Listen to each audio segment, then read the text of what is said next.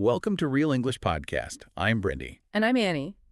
Please take a moment right now to like, subscribe, and share the Real English Podcast with your friends. It may sound fast right now, and that's completely fine. This is natural American speech. We'll go over it again later. For now, just relax. Exactly, just relax.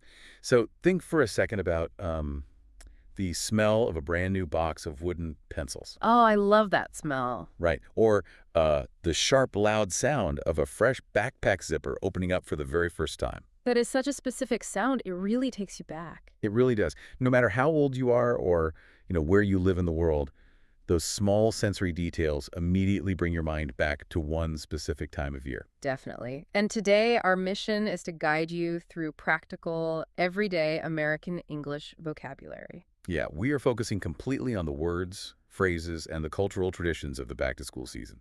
Whether you are a student, a parent, or just a person learning English for everyday conversation, these are expressions you will hear all the time in North America. Absolutely.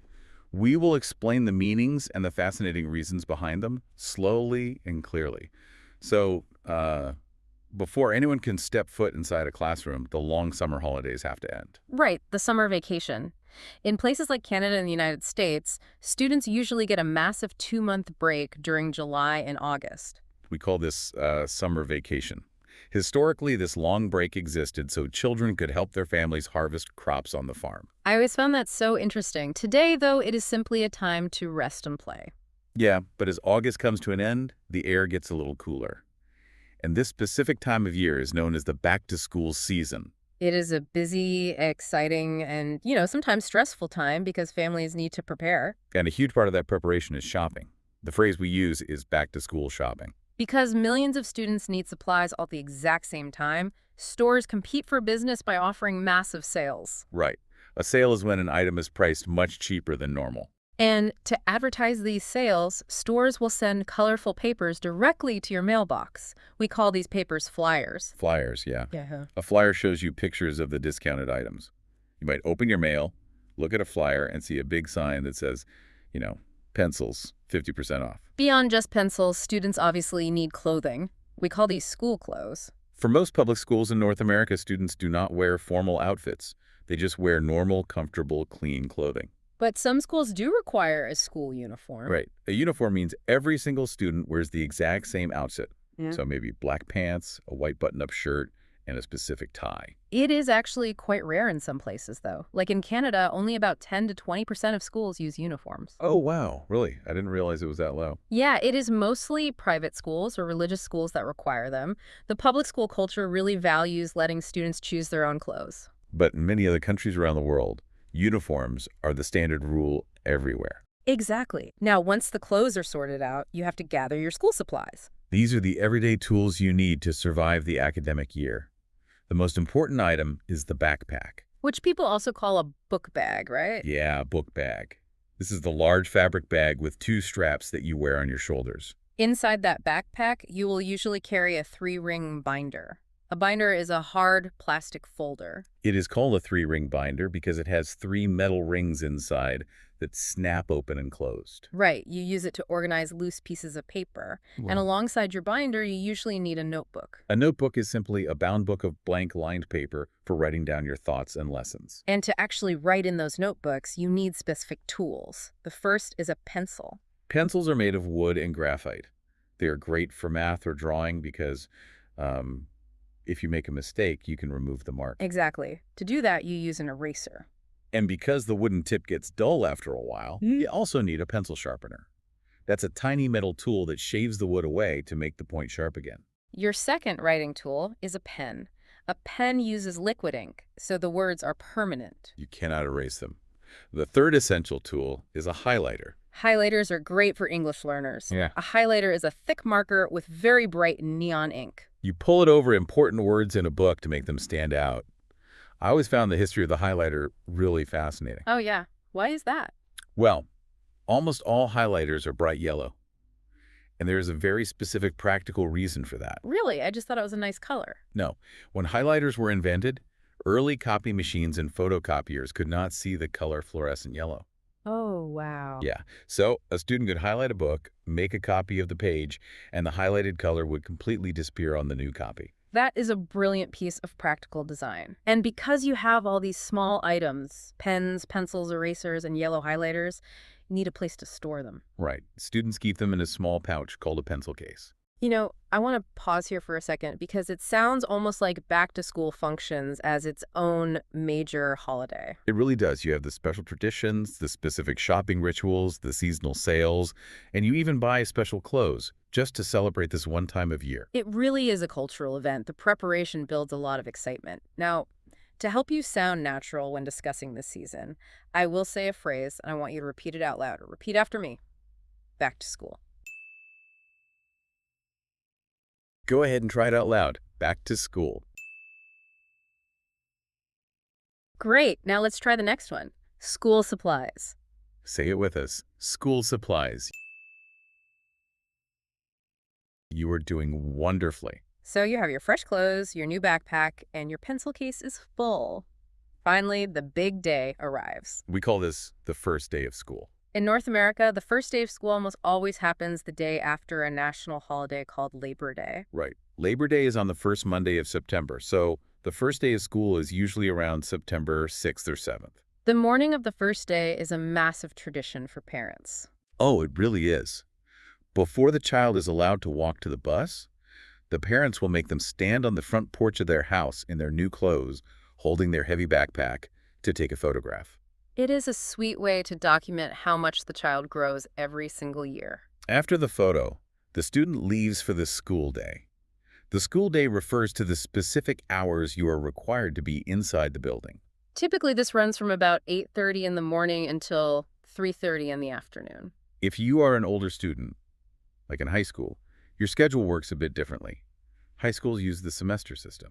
A semester is a block of time, usually 4 or 5 months. You study 4 specific subjects every day for that entire block. Then in late January, that semester ends, and you switch to 4 completely new subjects for the spring semester. Because every student is taking different subjects, navigating the schedule is a big topic of conversation. A friend might ask you, what classes do you have? Or, more commonly, they will ask, what's your schedule like? You might answer by saying, I have English first, then science, and PE after lunch. PE is short for physical education, which is the class where you play sports and exercise in the gymnasium. Let's make sure you have that question mastered. Repeat after me. What's your schedule like? Give it a try. What's your schedule like? Excellent. Now imagine you are walking down a crowded hallway on that very first morning. You bump into a good friend. You want to know if you will be spending the year together. How do you ask about the person leading their class? It is very simple. You just ask, who's your teacher? If your friend says a name and you realize you have the exact same person, you would express your excitement by smiling and saying, we have the same class. That is always the best feeling in the world. Knowing you have a friend in the room takes away all the anxiety. But eventually, the loud bell rings above your head. You have to stop talking in the hallway and actually walk through the door. If it is a large building, you might not know which door to walk through. You might have to ask a stranger, where's your classroom? Or you might have to admit to a staff member, I got lost. Getting lost is completely normal and expected during the first week. The moment you step inside the correct room, you are surrounded by a very specific set of items. You will immediately see rows of student desks. A desk is simply a small table with a chair attached to it where you sit and do your work. And at the very front of the room, facing all the students, is a much larger, heavier piece of furniture. That is the teacher's desk. Behind the teacher's desk, covering the entire front wall, is a large board for writing. For hundreds of years, schools used blackboards or chalkboards. Teachers wrote with white dust called chalk. But today, almost all modern classrooms use whiteboards. The shift from blackboards to whiteboards is really interesting. It was not just about looks, right? No, not at all. Chalk dust was incredibly messy. It caused problems for students with asthma, and the dust would get inside the newly introduced classroom computers and ruin the electronics. Oh, that makes a lot of sense. No. So schools switched to clean whiteboards. You write on them with special liquid ink pens called whiteboard markers. The most famous brand you will see everywhere is called Expo. Looking around the rest of the room, you will notice a bulletin board. This is a large, soft board covered in fabric or cork. Teachers use it to display beautiful artwork or important schedules. To hang paper on a soft bulletin board, you press sharp little metal pins into the wall. We call these push pins or thumbtacks. Above your head, hanging from the ceiling, there's usually a projector. A projector is a machine that shines a bright video image from the teacher's laptop onto a large white screen at the front of the room. And finally, somewhere in the corner, you will see a bookshelf, a tall piece of wooden furniture designed to hold reading materials. The physical items are important, but the people inside the room matter even more. The people who are there to learn are called students. It is important to note that in everyday North American English, we do not use the old-fashioned word pupil. Yeah, and we rarely use the word learner in everyday conversation. We simply say student. Every classroom has its own social dynamics, and certain types of students always appear. For example, there is always a class clown. The class clown is the student who tells funny jokes, acts silly, and tries to make the entire room laugh. Sometimes interrupting the lesson, unfortunately. True. On the opposite side of the room, usually sitting right at the front, is the teacher's pet. In Canada, this type of student is sometimes called a keener. Right, a keener. The teacher's pet is the student who always raises their hand, knows every answer, and tries very hard to impress the teacher. You know, I need to push back on this concept for a second. If a student works really hard, pays attention, and genuinely knows all the correct answers, why is being called the teacher's pet considered an insult by the other kids? That is a fair question. It seems totally backward to me. Shouldn't we celebrate the person who studies? You make a very logical point, but school is heavily driven by social pressure. Kids want to fit in with their peers. Right. Think about the word pet. A pet is an animal, like a dog, that you keep in your house, feed, and control. I see where you're going with this. Calling a student a teacher's pet implies they are blindly loyal to the authority figure. It means they care more about pleasing the boss than being a normal member of the group. That makes perfect sense. It is definitely an insult, which is why teachers never use that phrase. Only the students use it to tease each other. Exactly. It is about group loyalty. So we have the students, and at the front of the room, we have the authority figure. Yes. If you are in elementary school or high school, the person leading the room is always called a teacher. But there is a very important distinction to make here. If you graduate and go to a college or university, the person teaching is called a professor. A professor is an expert who usually holds the highest academic degree, like a PhD. Before we look at the actual schoolwork, let's practice those phrases for finding your way around a new building. Repeat after me. I got lost. Say it out loud. I got lost. Now try this one. Where's your classroom? Or your classroom. You sound great. So you have found your classroom, you are sitting in your desk, and you know who your teacher is. Now, the heavy academic lifting begins. The main source of information for any class is the textbook. A textbook is a very thick, heavy, expensive book that contains all the educational facts you need to learn for that specific subject. The cultural attitude around textbooks is a massive shock for many people coming to North America. It really is. In the United States and Canada, if you are in a public elementary or high school, the government provides your textbooks completely for free. You borrow them for the year and return them. But the moment you enter university, that stops. You must buy your own textbooks, and the business of college publishing is incredibly expensive. A single university textbook for one science class can easily cost $400 to $500. It is a huge financial burden for young adults. But regardless of who pays for the book, the day-to-day work is guided by the teacher. The teacher creates a lesson. A lesson is simply the educational plan or lecture for that specific day. To make sure you understand the lesson, the teacher will give you an assignment. An assignment is a specific task, like writing an essay or solving math problems, that the student must complete and hand back. The teacher will then read your assignment and evaluate it, giving you a score or a letter grade, like an A or a B. In North America, we call this process being graded or marked. Teachers also need to formally test your memory. They do this using 3 different levels of testing. The smallest level is a quiz. A quiz is very fast, usually just 5 or 10 minutes, and it only covers a small amount of information. The medium level is a test. A test is much more serious than a quiz. It covers several weeks of lessons and might take 30 to 60 minutes to complete. It usually takes up an entire class period. And the largest, most stressful level is an exam. An exam happens at the very end of the semester. It covers everything you learned over the last 5 months. It is a massive challenge that takes 2 or 3 full hours to finish. And finally, there's the work you do outside the building. It is the question every student dreads hearing as the final bell rings. Do you have homework? Homework is the reading or the assignments you must take home to finish in your bedroom at night. Let's practice that dreaded question together. Repeat after me. Do you have homework? Let's hear it. Do you have homework? Very well done. Now, doing all of those assignments and exams takes a lot of mental energy.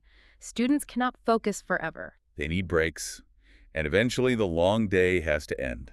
When it is time to leave the classroom, you cannot carry 5 heavy textbooks everywhere you go. In high schools, students store their items in a locker.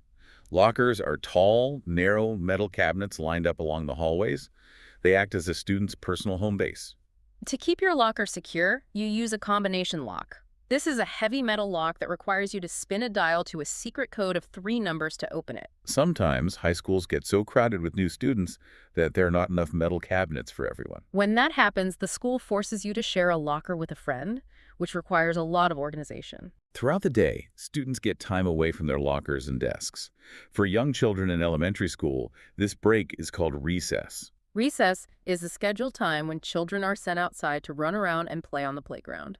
The culture of recess in Canada is absolutely fascinating to witness. Canadians believe fresh air is vital for children, no matter the weather. So even in the dead of winter, children go outside for recess. Right. Unless the temperature drops below a freezing -15 or -20 degrees Celsius, the school will force kids to put on thick snow pants, heavy winter boots, and waterproof mittens. Just to go play in the deep snow for 20 minutes? It builds a lot of physical toughness. Now, older high school students do not have recess. They do get a break in the middle of the day, but they simply refer to it as lunchtime. Lunchtime is just an hour when you eat your food in the cafeteria and socialize with your friends. Finally, the afternoon bell rings, the day is over, and it is time to go home. Millions of students walk outside and climb onto the iconic bright yellow school bus. The school bus is a major symbol of North American education, and the color is not an accident. No, it's not. In 1939, a special conference proved that a specific shade of glossy yellow was the most visible color in the early morning light. So every school bus was painted yellow to keep kids safe.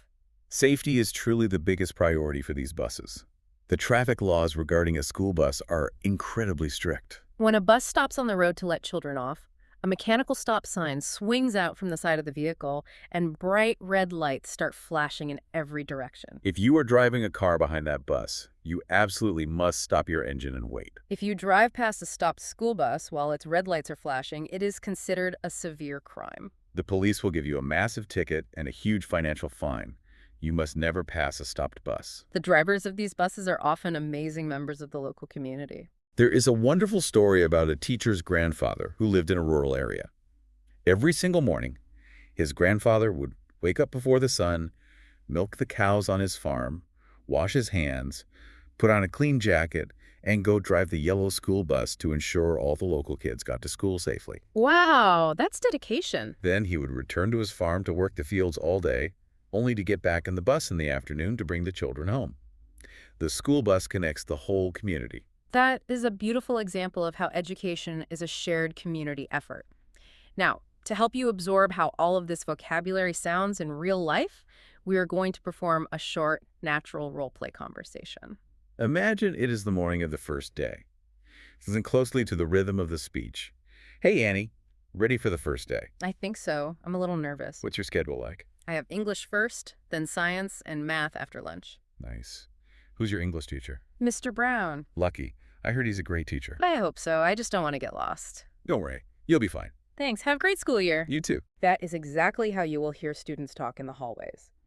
Today, we covered a lot of vital ground, from buying school supplies and organizing a binder to navigating your schedule and understanding the difference between a quiz and a massive exam. But if you remember nothing else, the most supportive phrase you can say to someone starting their academic year is simply, good luck.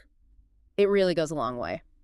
Before we finish, I want to leave you with one final thought to ponder on your own. Think about how much the physical environment of learning has evolved. Hundreds of years ago, a classroom was nothing more than a group of students sitting outside on the grass under the shade of a large tree, listening to someone speak. Today, a modern classroom is filled with glowing laptops, wireless projectors, and digital smartboards. But despite all of that incredible technological change, the nervous, excited butterfly feeling in your stomach as you walk through the door on the first day of school has not changed a single bit. Human nature and the desire to learn stay exactly the same. I couldn't agree more. Please remember to like, subscribe, and share the Real English Podcast with anyone who is learning and might find it helpful. And if you want to review today's lesson, I uploaded a free PDF summary in the description and in the comments. Feel free to download it and study at your own pace.